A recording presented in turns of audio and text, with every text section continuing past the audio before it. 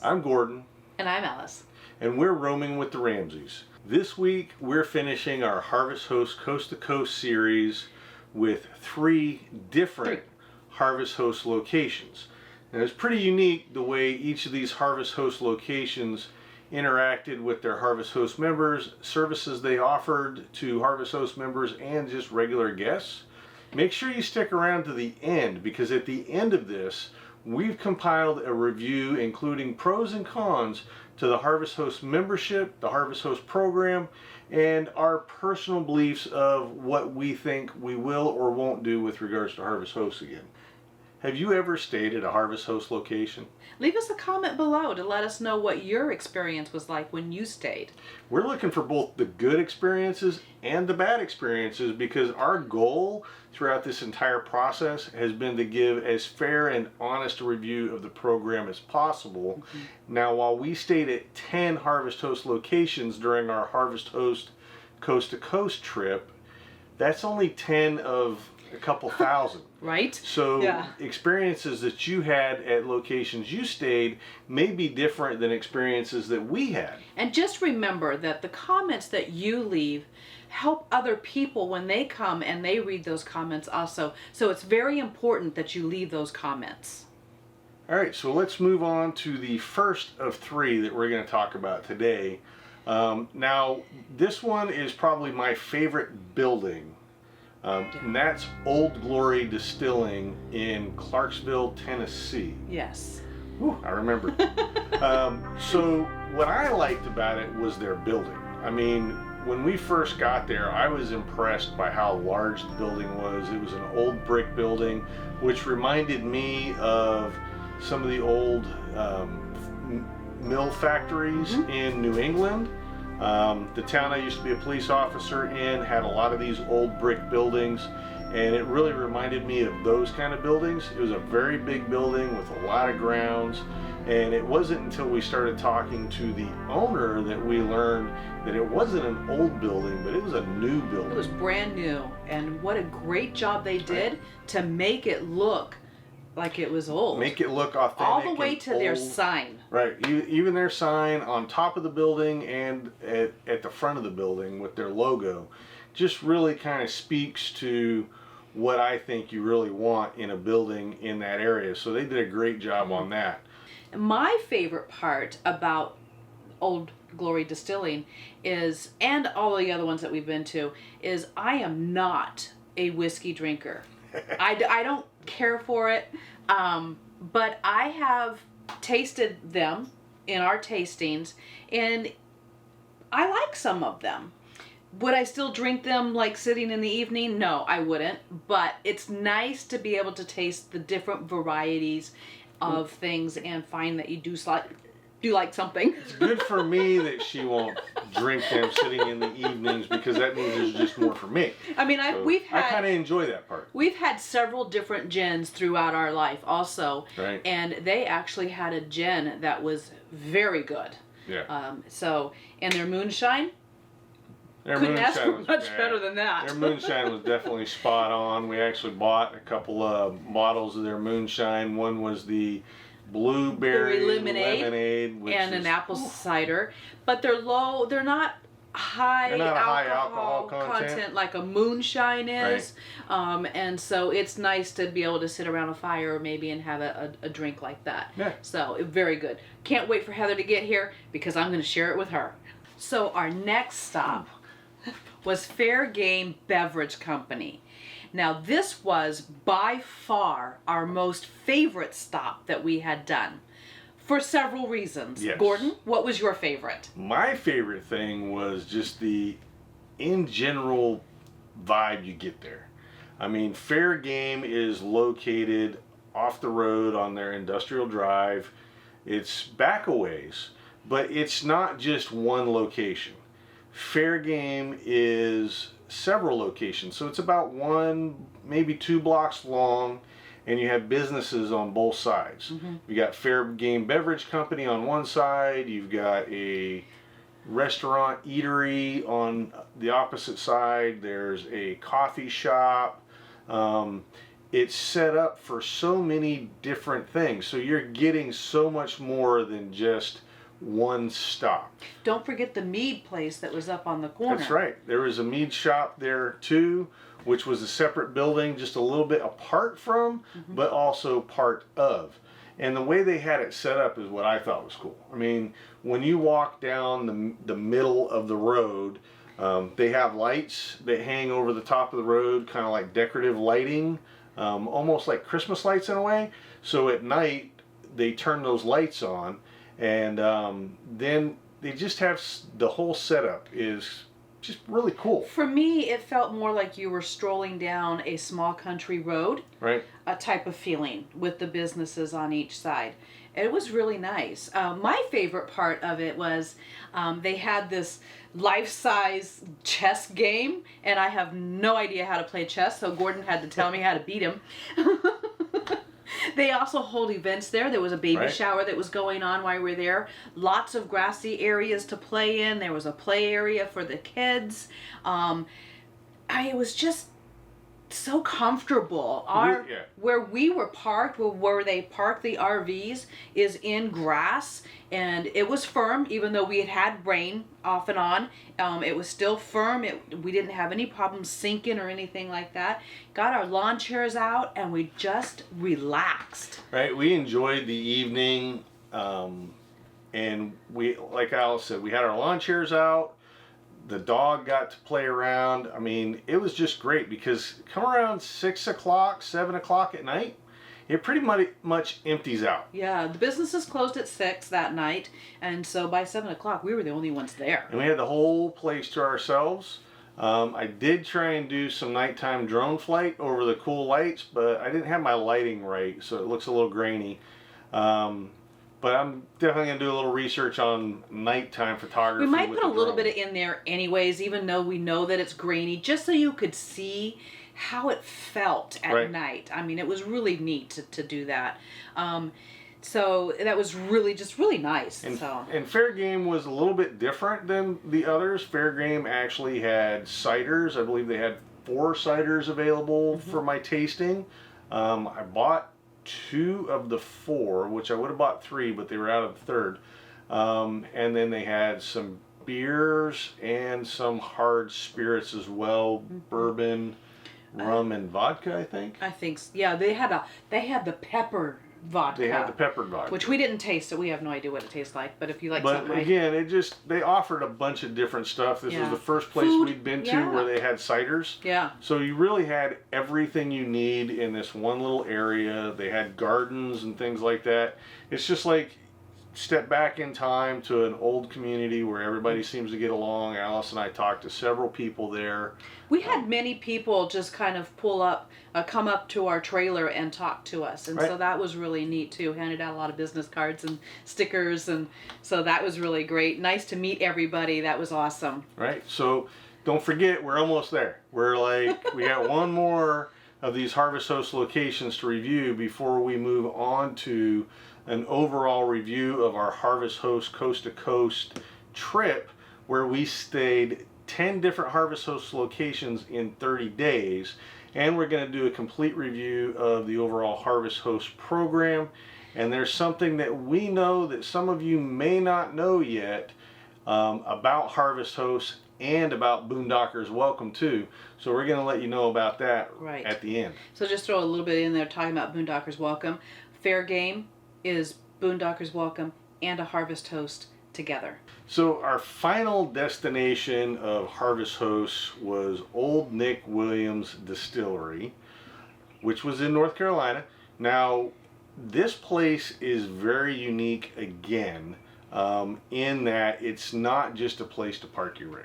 Right. It's so much more than that. It's unbelievable. And we didn't really know what to expect until we got there and saw it. I mean, you got some pretty good information from the reviews and stuff on the app, but wow, we were impressed. Well, I think every place that we've been to, that is a true statement though. Yes. So keep in mind, just because you read something, you might get a whole lot more. Right. Or a lot less. Yeah, true. Because when we got to Old Nick and finally got parked, we talked to another Harvest Host member that was staying there. Now, he's only like an hour and a half away.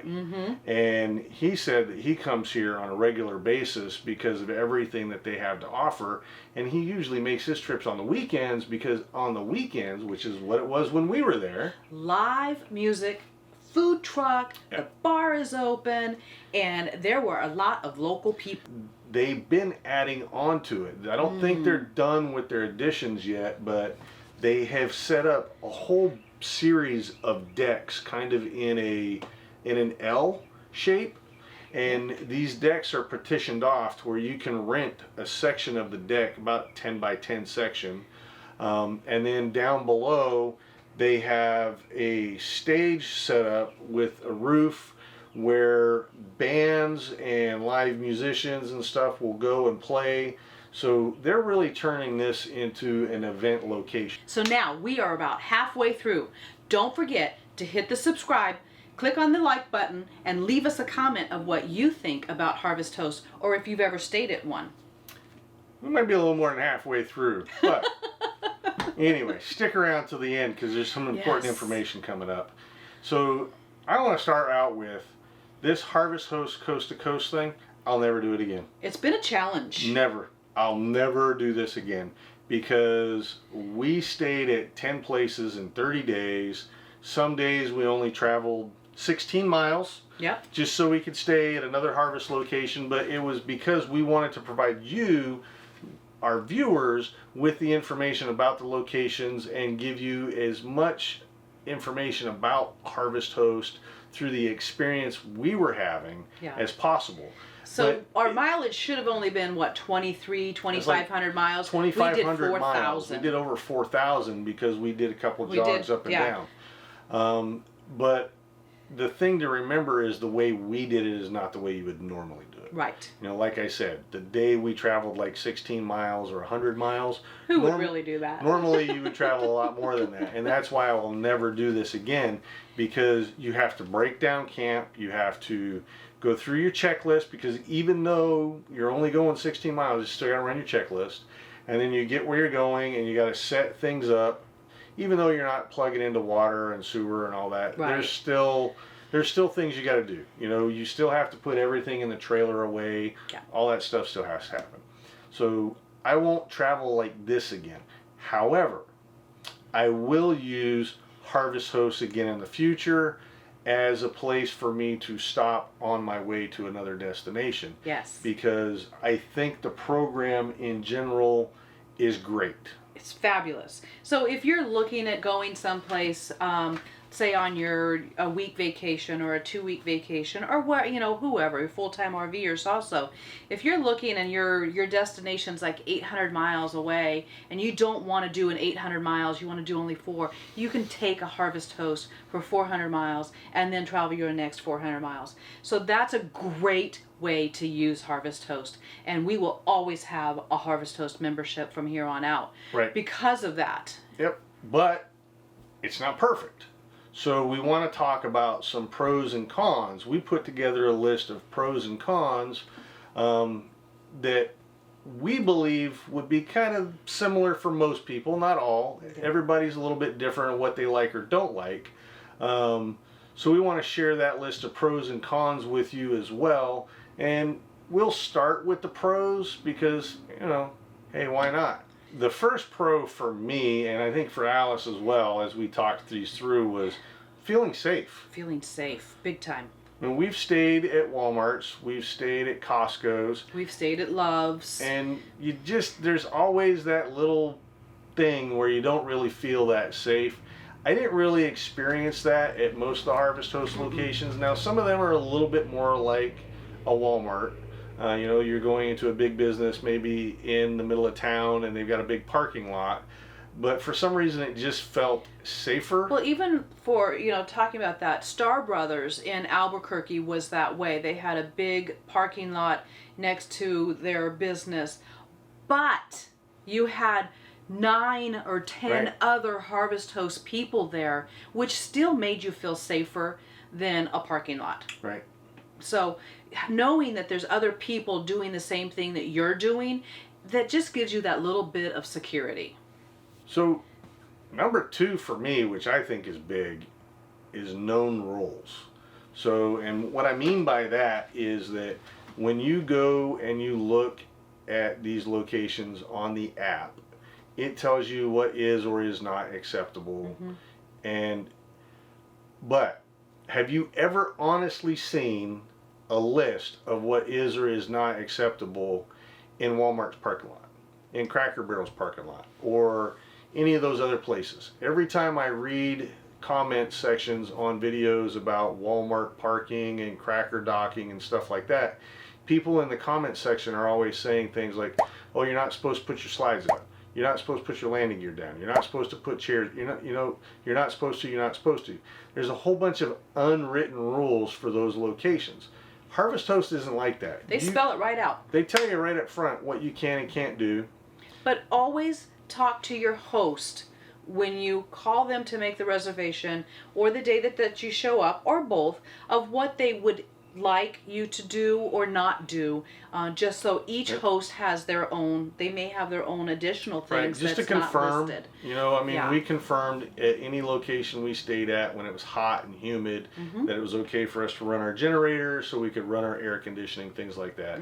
But they all allow you to put your slides out. They allow you. We were never told no. They all allow you to put your landing gear down. We were never told no about our generator either. Right. So totally different experience than cracker docking or Walmart parking. Yeah. So going on this, feeling the safe and all of that type of stuff in this environment, you get a welcoming feeling when you pull into their parking lot and you go in and you greet the host, and they just make you feel so welcome. Sometimes they come out and greet you. And sometimes they come out and greet you. When we stopped at 1832, we hadn't even stopped. We pulled in the parking lot, and Nick's coming out the door, meets us right at the truck, and is talking to us and explaining where we can go and park and how to get set up. So did old Nick, Old Nick, right? He met us right at the truck door. It just so happened when we went to Old Nick, there was 3 trailers that all showed up at the same time. We all showed up at the same time. So we were lined up in his driveway, and he was going from one vehicle to the other vehicle, saying, hey, go over here.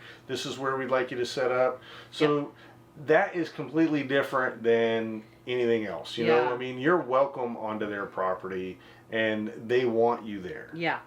And I think the next thing is the getting to know other Harvest Host members. Right. We did have some where we were the only ones, and then we did have many where we were able to have conversations, get to know people, talk about what we are doing, what they're doing, and it was just a lot of fun to meet different people. And it started right from the beginning. Yeah. From our very first Harvest Host stop, when we stopped at Desert Diamond Distillery, we met a guy who was there in a beautiful landmark, and we talked to him while we were eating our dinner, getting ready to go on the tour. And then when we were at Route 66, or Junkyard Brewery, we met a couple of guys there that were traveling in a Bigfoot. Sorry, I don't remember names. But we sat there at the brewery talking to those guys for about an hour. At least an hour in there, And I know they commented on the video because they saw their Bigfoot in the video. So just nice to be able to meet people and, mingle with people like that. Yeah. I don't think that kind of stuff happens at anywhere else. So I think the Harvest Host community is just overall was great so far. Great people. So the last pro we're going to talk about is locations. So this one actually will appear, I'm going to give one away in the cons, because it will also appear in the cons. And the reason I say that is because it's an individual experience. If you're willing to take your time, you can find locations that are several miles off the beaten path, that are remote, like farms and ranches and alpaca, farms, stuff like that. You can find them several miles off the road, and it's a quiet, easygoing experience. Now, for some, that's a con, as in, I don't want to be 5 miles off the road. My whole point of using Harvest Host is to be right next to the highway, because I'm just stopping overnight on my travel.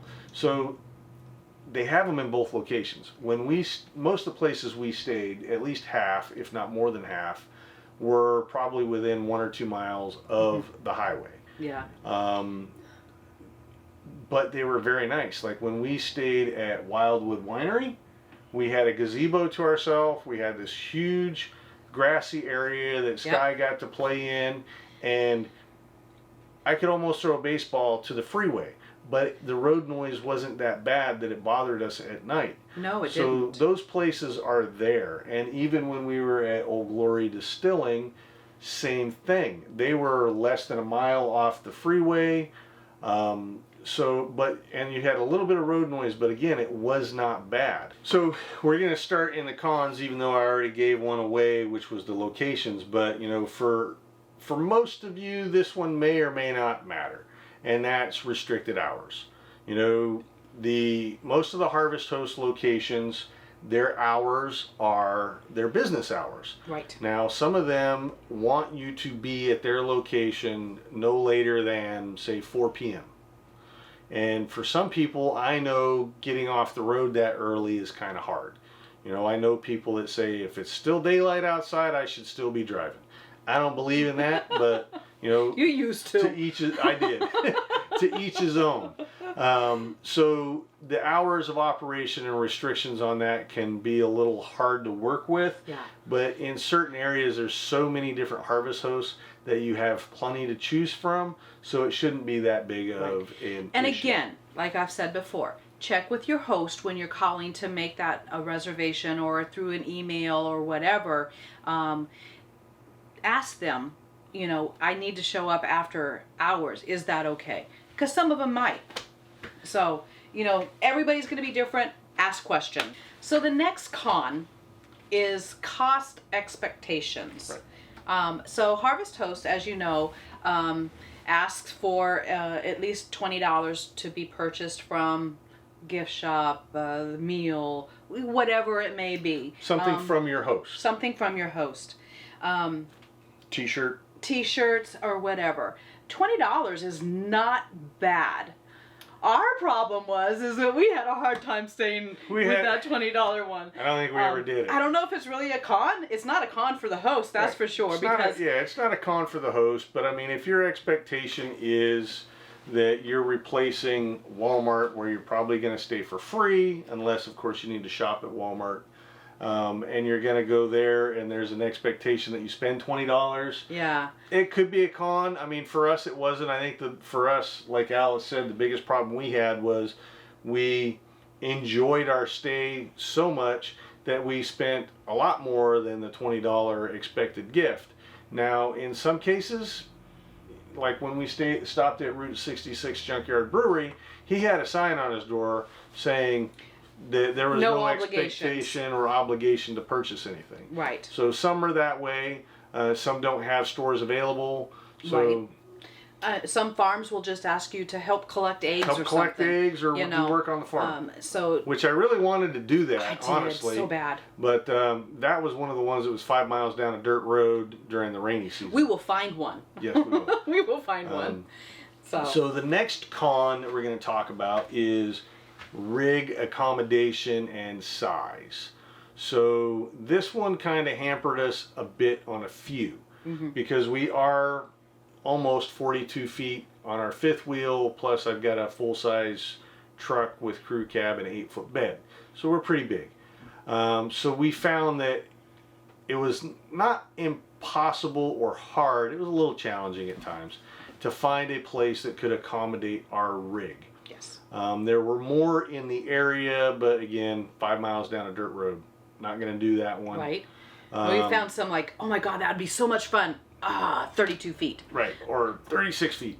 You know, so that was a little bit of a con for us, but then again, we kind of knew that going in because campgrounds are the same way. Yeah, we knew that when we purchased this large rig. That's a us issue, not a them issue. You know, that was one of the things that we understood when we bought a rig this size, that we may run into problems at times finding a place that would accommodate us. So the biggest one, I think, for me at times that was a con was no hookups.